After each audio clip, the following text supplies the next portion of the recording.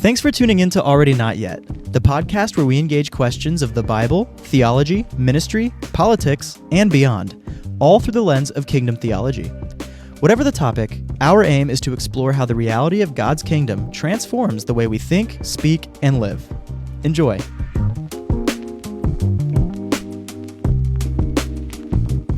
All right.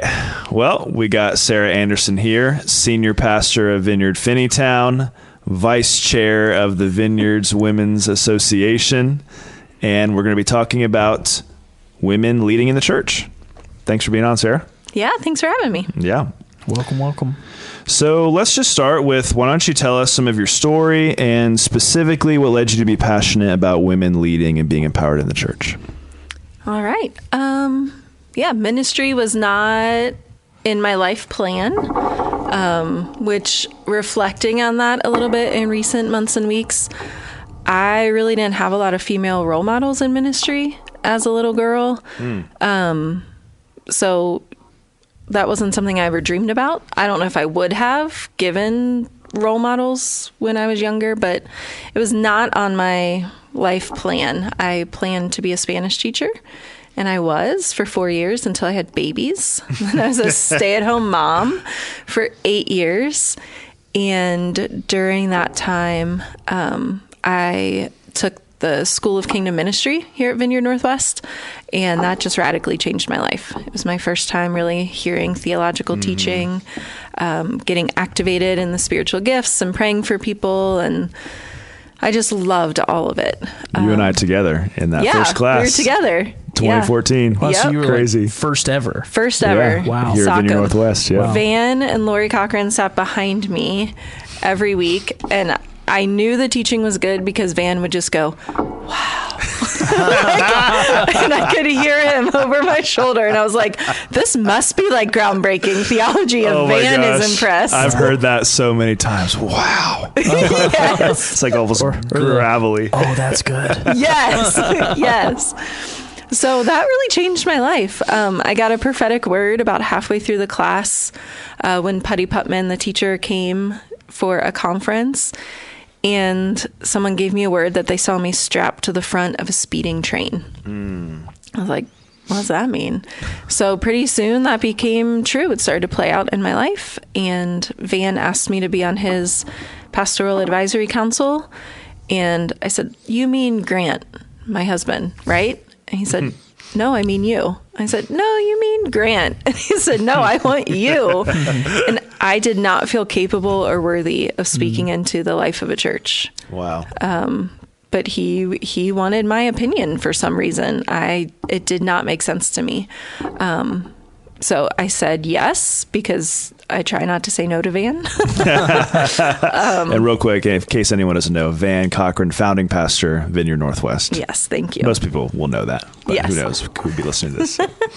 So served on his pastoral advisory council. They asked me to write a 6-week devotional on finance for the church. Wow. I was like, well, okay. So I did, and they published it, and it went over really well. And then shortly after that, they asked me to be the children's director. And I, again, did not feel capable, did not feel worthy. I had never served even one time in kids ministry because as a stay-at-home mom, I dropped my children off and I went and had some time with the Lord. That's crazy. So I had never volunteered even once. Wow. What year was that? 2015. Okay. So kind of like finished Sockham, or still in the middle of Sockham. And then started year 2 of Sockham. Oh, okay. When we did 2 years back then. And that's when you joined the pack and came on staff. Yep. Wow. So, but they said, you have an education degree and you've been through Sockham, so we want you. I was like, okay. I was not ready to go back to work. My youngest was only 2 years old, and so I was going to wait until he went to school to have a job. And Van just said, this is an open door. I said, I'm starting to have thoughts of wanting to be in ministry, but like ministry to grownups. And again, he was like, this is an open door. Do you want it? And so I said yes. And then within, I think it was within a year,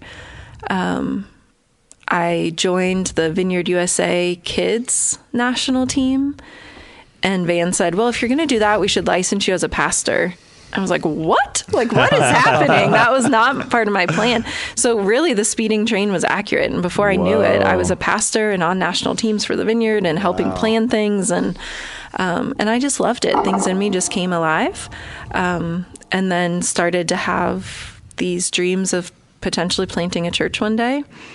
And so Dave King was a mentor for me in my life. And he helped me get enrolled at Vineyard Institute and start getting equipped to be able to plant a church. And so then Vineyard Northwest sent me to plant a church 3.5 years ago. And then as Melanie Forsyth Lee took over the Women's Association, she started to build a national team to lead the Women's Association. And she invited me to be a part of that. And again, I make it a habit of saying yes to Mel. So when Mel asked me, I was like, yes, I will do that. And so now it's just been such a pleasure to serve the Women's Association and see the association be formed, and see the work that they're doing and be a part of that. It's just been really amazing. Wow. That's awesome. When did you first recognize, I think I want to plant a church? Like day 2 of children's ministry or? No, so there's an assessment that they use for church planters called the Campion-Barrow assessment. And I did that not because I was a church planter, but Van would have high level staff do that assessment at the church. And so I took that assessment, and Dave King and I were sitting in the meeting with the guy, the assessor, and he was saying a lot of complimentary things to me. A lot of things I need to work on too, let's be clear, but some very complimentary things, and even saying things like you should work at regional and national levels for the Vineyard. That's the way your brain functions, and all of which is kind of crazy thinking back on that. Wow. And prophetic. Yes. And the meeting ended and Dave looked at me and he said, how do you feel? And I said, Dave, I think I want to plant a church one day. And I had never said it out loud. Whoa. Not even to my husband. And he said, okay. And he said, I work for Multiply Vineyard. And I was like, what? Forget I said anything. Put that, but he was like, let's do it. Let's go. You can do that. It's like, Dave, I think you're crazy. He wasn't. Wow. So that was the first time it really rose up in me. Mm-hmm. Now, did you sense so it sounds like coming into ministry, you kind of felt like, I don't know if I really see myself in this, or I don't know if I can do some self-doubt or something. Was there ever any of that with church planting, or was it just you kind of broke through that into ministry and yeah, sure, whatever? Yeah, there was, success isn't the right word, but I experienced success that's just really the wrong word, but I don't know what the better word is, in ministry, and felt myself just come alive. Fruit. There was a lot of fruit. There it is. Thanks for got your back. Yes, thank you. So experiencing just a lot of that. And so as I was on the journey to church plant and to discern, it was difficult. It was a difficult road to discern where and when and how and all the things. That was a very difficult road. But I had felt the call from the Lord very strongly on my life. And so that gave me a confidence that I don't even know. I think it surprised Van and probably Luke and Will at different times along the journey of wow, she really feels passionate about this. So, and I don't know that I saw myself as a church planter, but I just knew that the Lord had called me to do it. And so I was going to be obedient to that. And then feeling the call come alive for my community and my heart come alive for my community and wanting to serve that community, that really pushed me into it. And so I don't know if I am a church planter. I don't know that I saw myself as a church planter. Yeah. And I don't know that I'm ever going to plant another church. I might just be one and done. I'm trying to hold it loosely, hold it before the Lord. But I'd be happy to just pastor Vineyard Finneytown for the rest of my days if the Lord's happy with that. Yeah. So. Very cool. Yeah. I remember as part of your church planting, training / getting experience at Vineyard Northwest before you go, when you came on the senior leadership team, one of my most distinct memories of that time is when we were navigating through COVID-19, because that's when you came on. Yep. And pretty easy casual time to things. start leading. yeah, exactly. And typically in all the various matters we had to decide on, you and I would represent one side. Wilson and Payne would represent the other. Never experienced that. That grew my conflict and hard conversation skills like nothing else could have. Like nothing else. I emerged from that and I was like, I think I can do it. I know. If I can do that, I think I can do this. It'll be fine. Seriously, man. Okay, well, let's get into the topic. So, I mean, we've gotten into it already, but let's get into it even more specifically. I'm curious your thoughts on this. What goes wrong in the church when it comes to equipping and empowering women, and what are some of the main obstacles? Yeah, I think if we're talking about the larger, like global church, a lot goes wrong. We want to talk about equipping and empowering women. Women are told that they can operate up to a certain level, and then that's it. Mm-hmm. Actually, even funny story, the summer camp that we partner with through many Vineyard churches in the area for Vineyard Summer Camp, there's another camp that operates at the same site, and I asked to see their schedule, and they have a time set aside every day where boys get to do preaching lessons and girls get to do Bible storytelling lessons. Oh my gosh. What? And it's like we're starting with like 8-year-old little girls. Oh my gosh. And telling them, you can tell a Bible story, but the boys can preach. Wow. And it's like, and it really is semantics. Mm-hmm. Like, you can tell a Bible story and you can tell them to boys and girls and whoever you want to do. But as soon as that boy is 18, like, you cannot teach a man, you know, like, wow. It's just crazy because women are told, like, you can teach children, you can teach youth, you can teach on a Wednesday night. You can, on a Wednesday night, we'll let you teach as long as we put the music stand on the floor. Like, you can't stand on the stage or teach from the pulpit, because then that's considered teaching. And so we just get into a lot of semantics on a lot of ways that we disempower women and quiet their voices. And honestly, one thing I've been thinking about a lot, this seems like kind of a backwards way to talk about it, but I really think when we do not empower and equip women, we actually do a disservice to men. If you think about, women tend to be very well-rounded spiritually because we learn from each other. We go to small groups, we have Bible studies, we're talking to other moms as we're raising our children, and we learn from women, and then we're also hearing from men in the pulpit. And so we become well-rounded, and we have both the male and female voices in our lives. But men can become very lopsided spiritually. Wow. Because they are only listening to and learning from men spiritually. So true. They might talk to their wife, they might talk to their mother. They may, but not a wide variety. That's crazy. Of women. I've and so never we're thought of actually that. doing a disservice to men when we don't empower women in the church. Wow. So, can you repeat the question? No, you're answering. You're answering it. Okay, You're great. answering it. It was just what goes wrong and what are main obstacles in equipping and empowering women. Yeah, I think semantics really get in the way. I think even sometimes women get in the way. Sometimes women are the loudest, most vocal opponents of women being empowered in the church, which is really disheartening. What is that? What's going on there? Right. In your estimation, they are striving to be true to what they believe the Bible to be saying. And so there is something admirable to a degree that they're trying to uphold biblical authenticity, but not to the point that you're, spewing hate or being divisive in the church. So it's admirable to a point. But it really comes down to semantics. And my whole view, this isn't what you asked, but when I think about empowering women, I always set it in the context of the kingdom story. And, in the garden, Adam and Eve were created equally, and they were created to be partners and to work together. Eve was created as Adam's Ezer.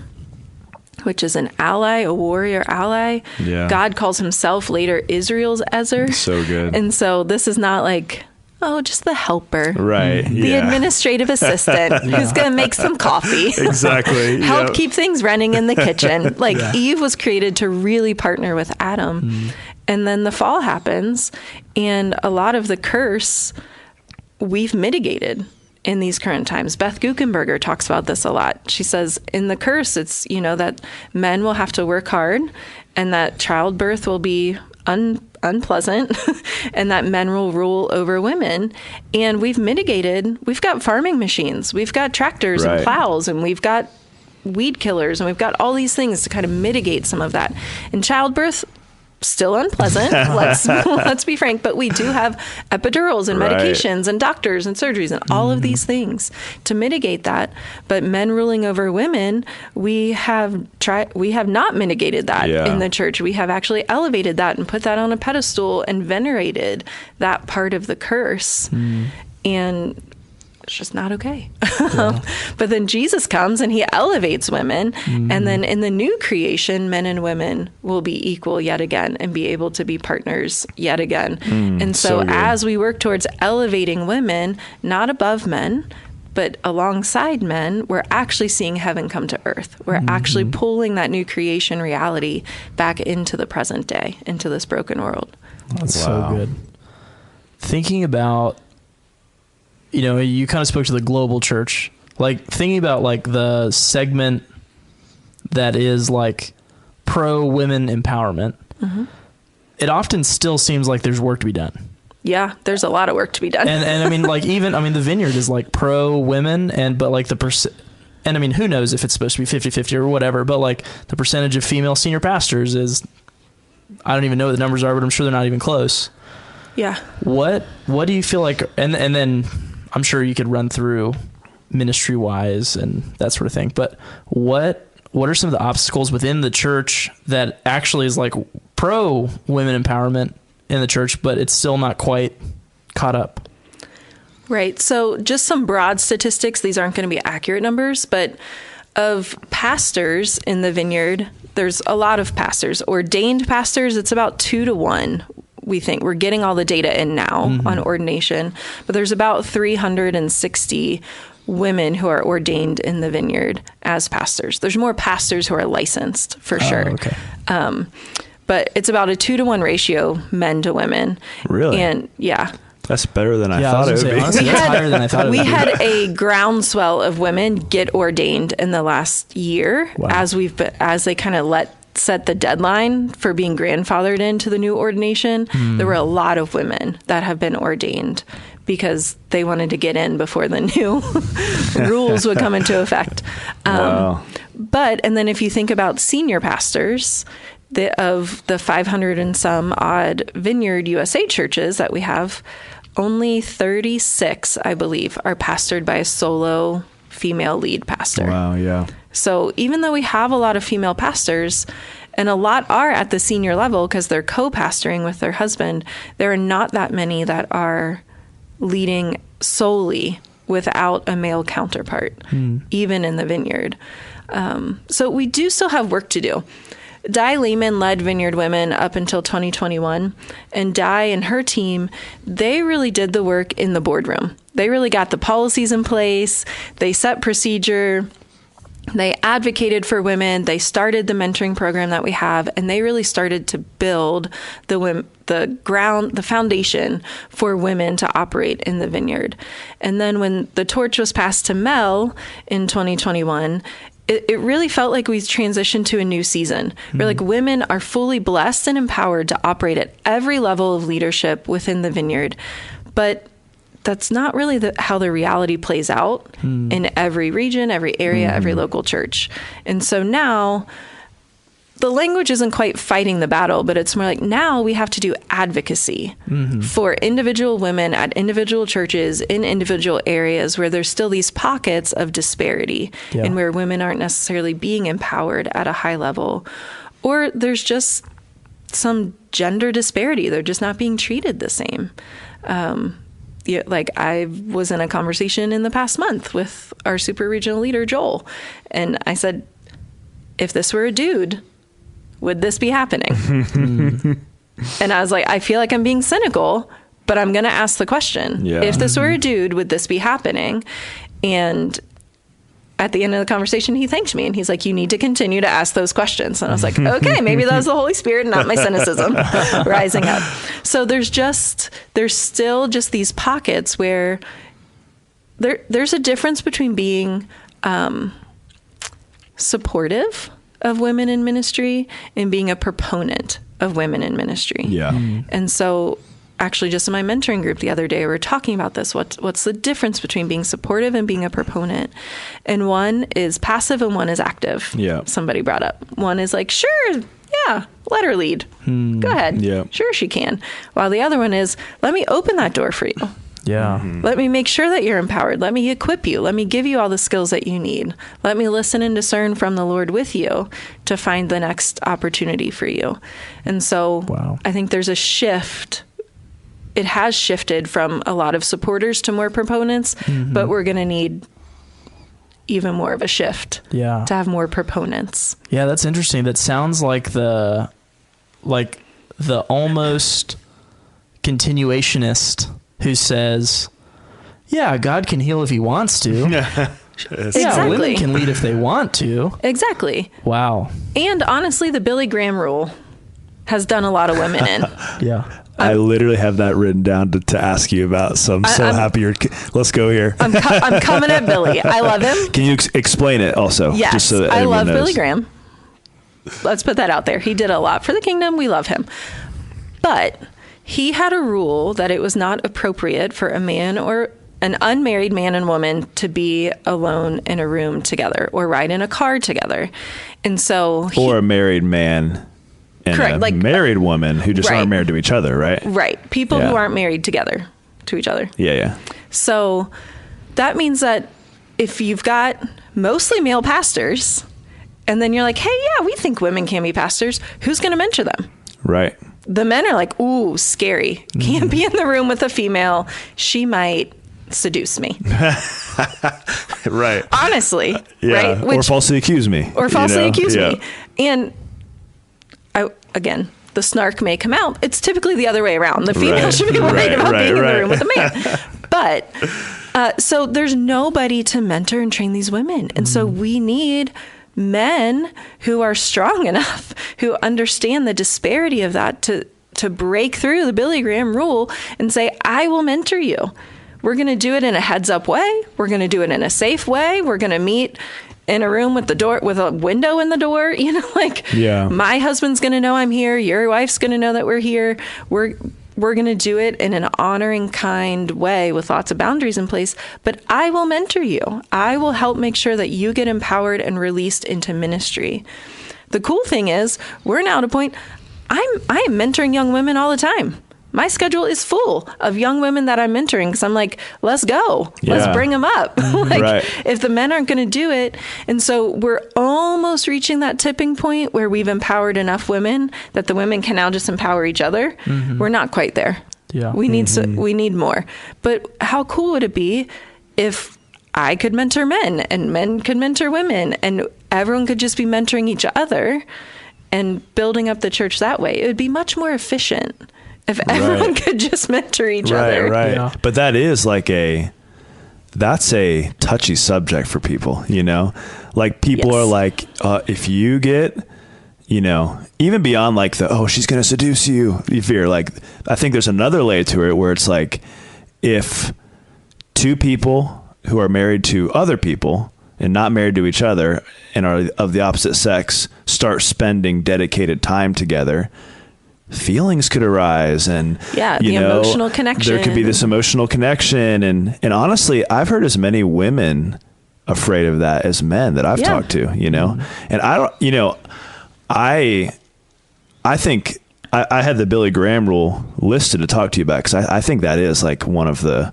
things that makes this the hardest. But like, what is what would you say to let me say it this way. What would you say to women and men out there who are like, I'm not comfortable with that kind of like intimacy between, let's say, my spouse and her pastor, or my spouse, who is a pastor, and the younger women he wants to mentor.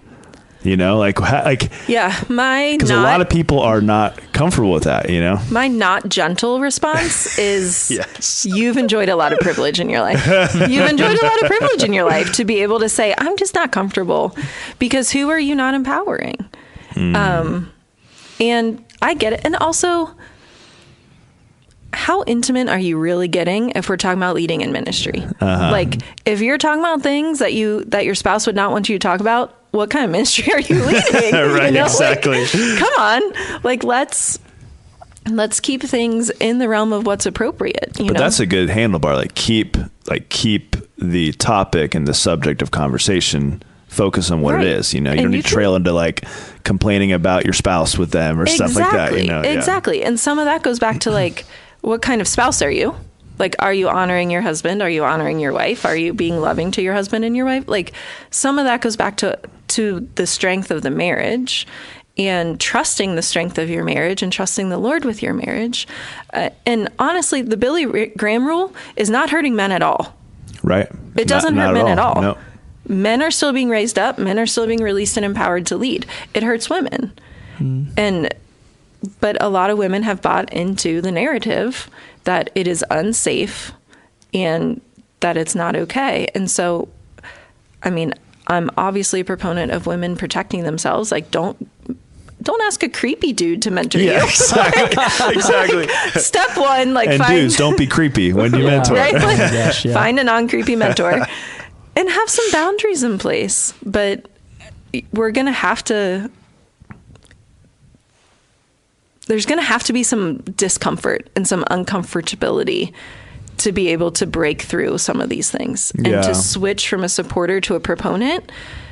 I'm not telling you to compromise on your ideals, but examine your ideals. And are they playing into a life of privilege? And are you leaving out someone who you really should be bringing up? And obviously take it before the Lord. I'm not saying that every man out there should be mentoring a woman one-on-one. I'm not saying that. But can you have a group? Can you mentor 2 young men and 1 young woman who you think all are starting to lean into preaching or something, and have a group mentoring kind of situation? There's tons of ways to empower people. Zoom, even.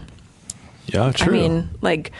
That doesn't break your Billy Graham rule. Let's have Zoom meetings, Yeah. Get creative with it. There's ways to do it to still hold on to what you feel. If you feel the Lord has really called you, and it's an integrity piece for you, to hold on to that.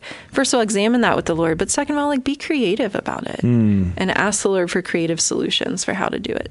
Yeah. One more thing. I know Jordan has a question, but that's one. It's really refreshing to hear just as a baseline, an utter repudiation of the rule, because as I've wrestled with it, I've been I don't like it. I think it does disempower women for the exact reasons that you said. But also, I think that just from all the people I've talked to and people in ministry who still hold to that, it kept me from going one step further of just saying, nope, we just need to totally deconstruct this. Right. So that's good. And the funny thing is my husband works in education, which is a primarily female field. Yeah. So he is surrounded by females all day, every day. And then I work in ministry, which is predominantly a male field. And so I'm in meetings and my staff is mostly female that comes into the office. But when I was here, it felt like a mostly male. I'm in meetings mostly with men being mentored by Dave King, Van Cochran, you, Wilson, Jordan. And so at a certain level, you just have to live your life. You just have to do your job. Other people in other professions don't have that restriction placed on them. Yeah. Right. You just have meetings with whoever you have to have meetings with. Right. Yeah. And you just have boundaries in place, and marriage, who knows how marriage is, but that's a whole different thing. But everyone in other professions, you just mentor who you need to mentor and supervise who you need to supervise. Yeah.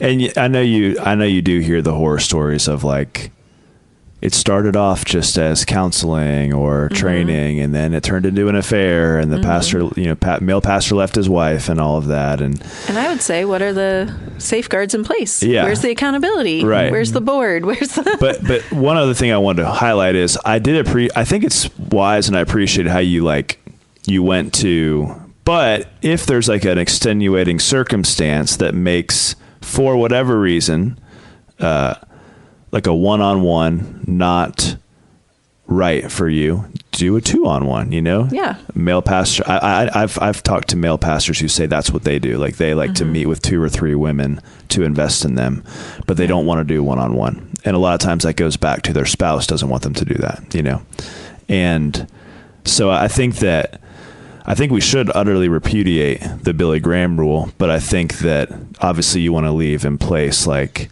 your marriage comes first. If your spouse is uncomfortable, find a creative way to do it. And at least that's what I hear you saying. And I think it's really wise.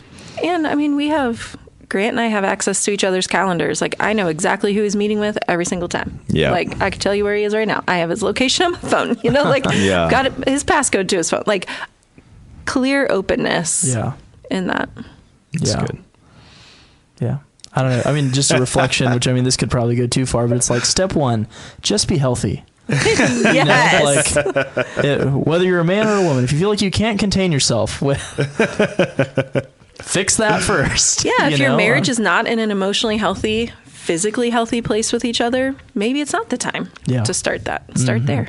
Yeah. But yeah, I just love like the idea of like, just be creative, like it's like, well, there's only one way to mentor people, and it's one-on-one behind a closed door. Right.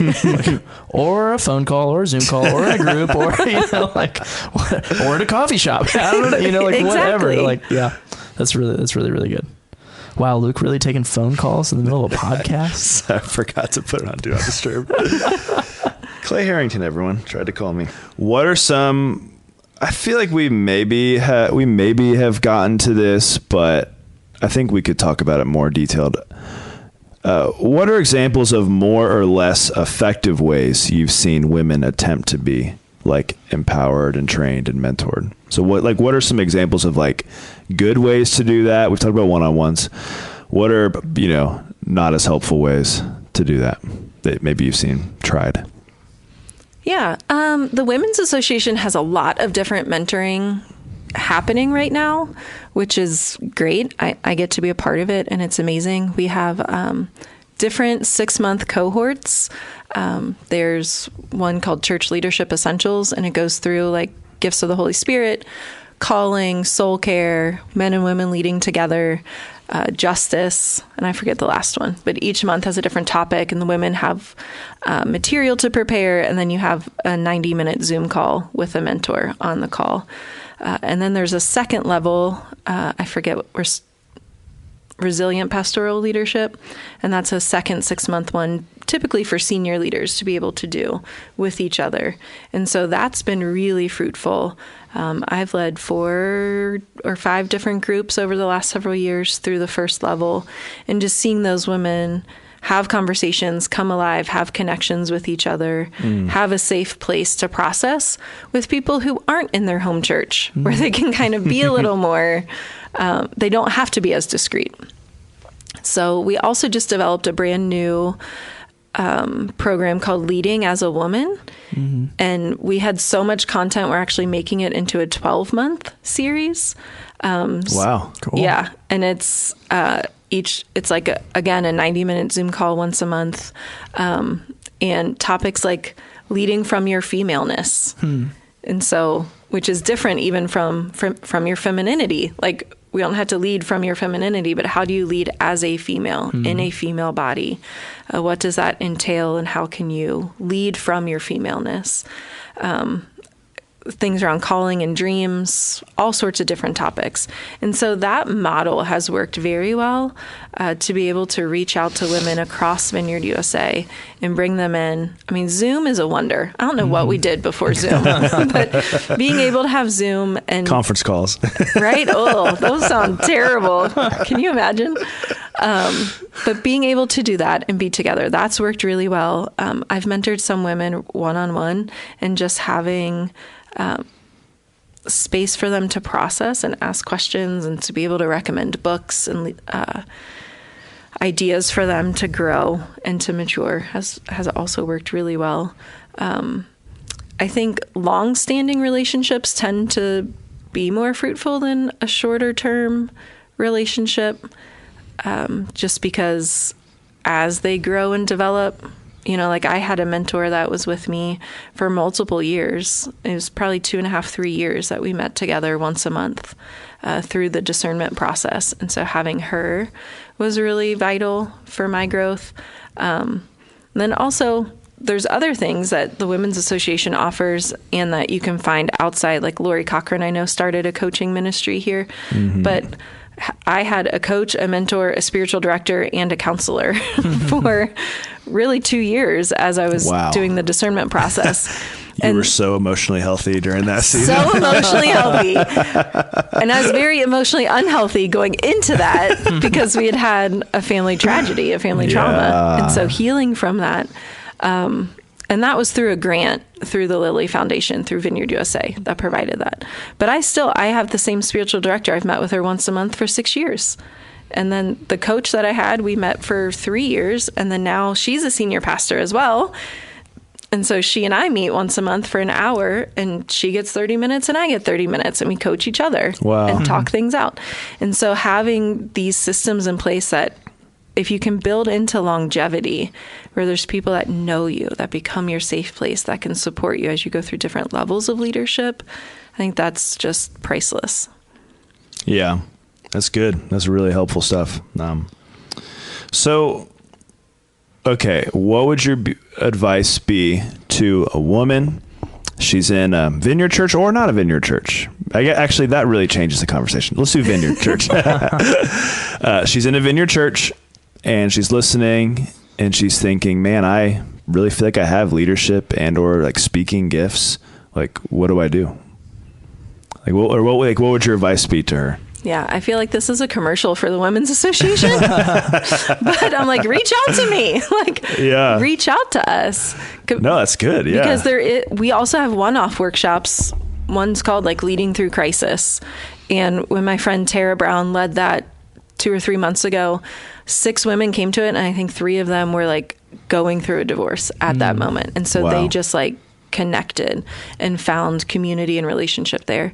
There's another one preaching essentials that you can do, theology for women in leadership, which is just a fire hose of information about the biblical scriptures. So we do have so many resources. I lead up the advocacy team. We have a form that any woman can fill out if you feel like you need an advocate, someone who can come sit with you. I just went and sat through a board meeting with somebody at their board, at their church, to help just be an advocate for them. Not get involved in the church business, but purely advocate for this woman in the situation that she was in. You're like a doula for female pastors. Yeah, I'm just here I'm rubbing your back, telling you to breathe, So... That's good. The Women's Association has a lot to offer. I think if you have a female in your church who is leading, ask them. Ask them for mentorship. Ask them to help you. My experience in the Vineyard is if you ask somebody for their time, they say yes. Wow. We are really good about that. We say yes. I've asked so many people, hey, could we schedule a meeting? Yep, absolutely. Yeah. Even just one-offs, there's a church in Manhattan. They do group Lectio Divina. And I heard them on the Vineyard USA podcast talk about that. I sent an email. We set up a Zoom call. She sent me all of her material. Wow. And now we do Lectio Divina every Advent season. And we use all of their material. People in the Vineyard are really willing to meet with you, help you, talk to you, get you going. So if you're in a Vineyard Church and they're not willing, reach out to me and I will be willing. The lawsuit will be coming now. Right? Okay, so thinking more so that's great from a national level. I can reach out to Sarah or any of those amazing resources that you just listed. But thinking of I this is like a multi-layer question here. Okay, so like and I mean, I feel like this would probably just be good for anybody, but like you're a woman who wants to step into more in your church. What's like the first step that you take? Like, what do you do to even do that? And then like, now that, I mean, both of you know, as a senior pastor, like there's always something to do. There's always someone who wants to do something or be empowered or whatever. And so how would you maybe like speak to that person that's like, I want to do more? And then also like to the senior pastor who might be listening to this and be like, it's just me and I'm trying to just keep the lights on right now. And like, how do I respond to somebody with either a yes or a not yet, or, you know, that sort of thing? I'm going to pull a John Wimber and say, if you want to be an elder, start elding. Yeah. Come on. If you want to be a pastor, start pastoring. Yeah. You know, like nobody, like I spoke to a young girl, she's in high school a couple weeks ago, and she's like, Sarah, I want to be a pastor. Great. Start pastoring. Wow. Start loving the people around you. Start listening really well. Start helping to bind up their wounds. Pray for as many people as you can. Like that's, you know, to be frank, I wanted to be a pastor because I wanted to preach. Yeah. And I wanted to be in charge. I was like, I feel like I have a leadership gifting on my life and I really like preaching. You know what I spend most of my time doing? Listening to the dang people. Like it's like we call it pastor for a reason. You really are shepherding people. And so no matter which part of it is attractive to you, start loving the people well. Yeah. Start loving the humans well. Grow in your listening skills. Grow in your ability to pray for other people. Grow in all of these things. And then the next part, the Lord will open the door for you. That's another thing I had to learn. I didn't need the humans to open the doors for me. I needed God to open the doors for me. That's good. Yeah. And he needed to advance me to the next level, and he needed to put me in the next place. He's the one that empowered me and made all of that possible. But I had to be obedient in each step of what he was asking me to do. And so really go back to the Lord and say, Lord, what do you have for me in this next season? What are you trying to grow in me in this season? Yeah. That's a question I try to ask the Lord all the time, especially when I'm having a tough season. Lord, what are you growing in me right now? Like, I just recently went through a tough season. One of my kids had 7 different diagnoses in 7 weeks. Wow. Like, he was, and this is my healthy kid. He was so sick for so long. The others got sick. I was sick for like a month and a half. Everybody was sick in our household. The dog was sick. The dog was in the hospital. The cars were breaking down. Like, oh my gosh. Like, everybody was sick. And the dog. And the dog. Oh my gosh. Hemorrhagic gastroenteritis. Like, wow. And they're like, has she been to the dog park? I'm like, she hasn't left our house. Like, no. Random, right? So I'm like, Lord, what are you growing in me? What are you growing in me? Yeah, so good. And there's a passage in James where he says, you know, who are you to say I'm going to go to this place or that place? You know, like, you're not in charge of your life. And so you should say if the Lord wills it. Yeah. I've been learning that for a year. Like, my day's going to go where it's going to go. And I'm going to follow the day, and I'm going to follow the Lord, and I'm going to see. And so a year ago, I was at one level. Now I'm at a different level. And I'm finally able, everyone's been healthy for like 3 weeks. You know, my car is in the shop. But Everyone but your car. everyone but my car. Your car's is still in the healthy. hospital. Yes. But I'm finally able to, I'm recognizing in myself, like, I'm able to find contentment when my day doesn't go the way I thought it was going to go. And I'm able to be like, if the Lord wills it, this is what's going to happen. And so being able, no matter where you are, to say, Lord, what are you growing in me in this season? Yeah. And I want to partner with you to learn that lesson as quickly as possible so that I can be prepared for the next season that you have for me and the next open door that you have for me. And so if you want to be an elder, start elding. Yeah. Start listening to the humans, start loving the humans, be present to what the Lord's growing in your life. Yeah. And that's really good because it's almost like a reframing of, because like a lot of times we probably associate leading with like stage time or that sort of thing. But it's like, that's like 10% of the job. Or less. Yeah, right. And so it's like, all right. Yeah, that's like just a good check. And I mean, like in doing youth ministry, if someone came to me and said, I want to teach, sweet, we need a small group leader. So come do that, and then we'll talk. And then we'll talk. Yeah. Yeah. Show me you can love the humans well. Yep.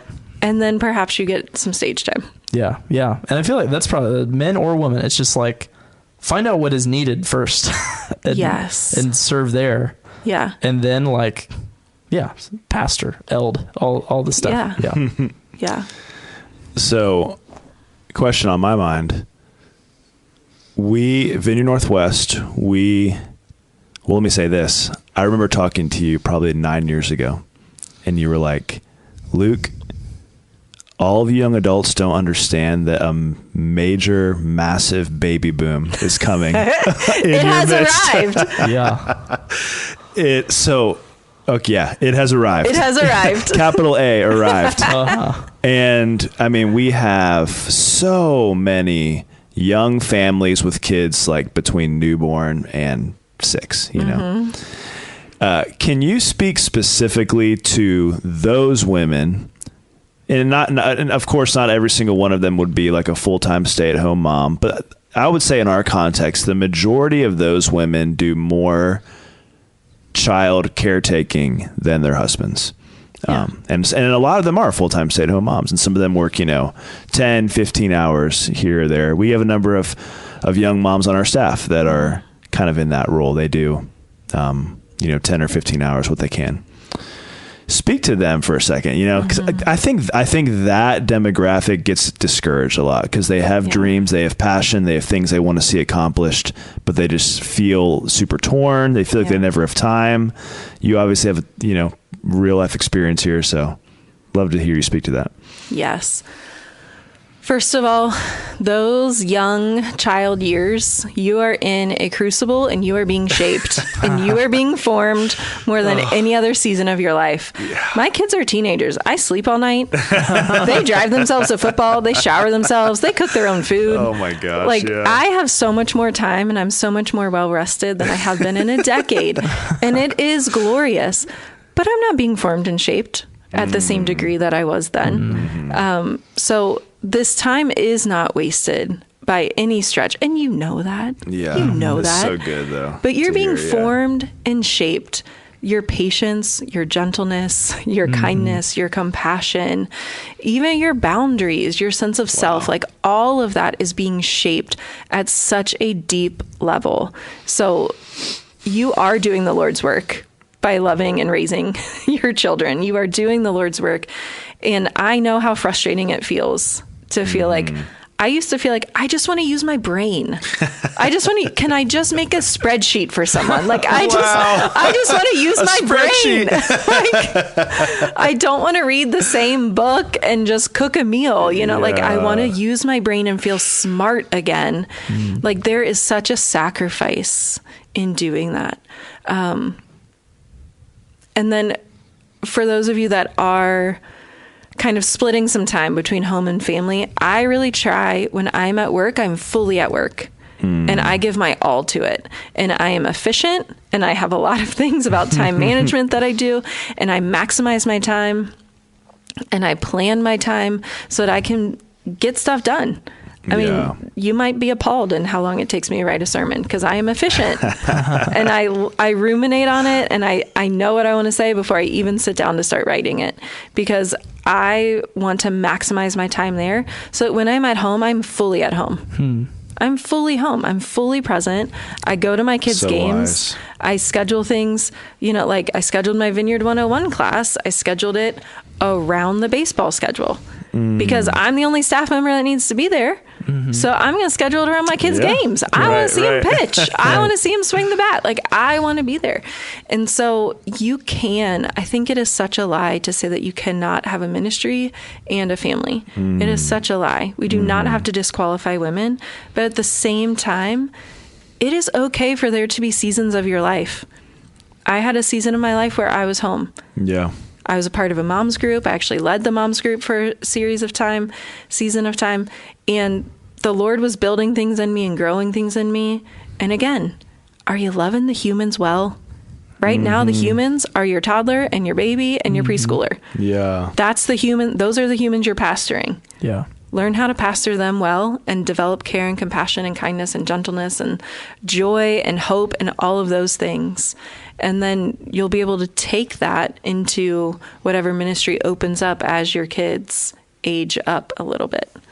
That's so good. I'm not even a young mom, and I feel liberated right now. I feel the freedom. That's so awesome. So good. Okay. Maybe we can start to wrap up into some kind of like final advice, parting words. And what advice in kind of, well, actually, let me ask this before we get to like final words. Like, what advice would you give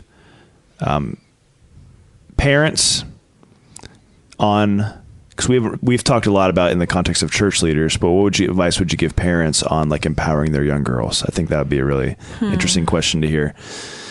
And then just kind of to land it, like, what would you give, what advice would you give church leaders and anyone else you want to give advice to on this subject? Yeah, I think to empower young girls, I would make sure that they have role models that they see speaking and preaching and leading and caring well for children. I mean, like we often say, like women can serve in children's ministry and they can raise the babies and that's it. But they do still need to see that. We're not just not going to do that. We're still going to love children well and serve children well. So make sure that they have good role models. Make sure that they're seeing women be empowered. Make sure that they hear the message of the Bible. They hear the strong emphasis on women in the Bible, and they can understand that. That's good. And know that they're fully empowered. That being fully empowered doesn't mean that they have to be a pastor. Being fully empowered means that they can be a firefighter who loves Jesus, or whoever that loves Jesus. But just raising them to know their identity in Christ and know that they can do anything that Jesus calls them to do, because he will equip them once he calls them. Then for church leaders, I would encourage you, it's not always going to be the flashy one. I often tell this story. I gave my life to Jesus in 5th grade at summer camp, and I was the quietest, most hide in the back little girl that you could have ever met. I was so quiet and so shy. And Judy Haig was my camp director, a woman who attends Vineyard Northwest.